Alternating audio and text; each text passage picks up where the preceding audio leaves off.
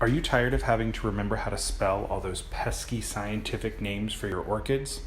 Well, if you have an iPhone, I have a trick for you.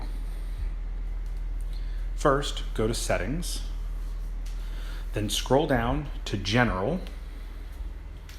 Now scroll down again to Keyboard, then click on Text Replacement. You can see here I have a bunch pre-entered. Go ahead and click the Add button, and then open something like Safari, where you can then copy and paste one of the names that you have trouble spelling. Once you have it copied, open Settings, back up, and you'll find your right where you left off. Go ahead and paste it under Phrase. Change the first letter from capital to lowercase, and then input a shortcut you'll remember. When you're finished, click Save.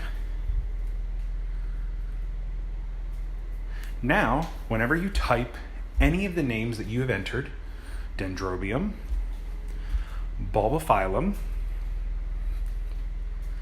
Phalaenopsis, your phone will automatically fill in the blanks for you. You're welcome.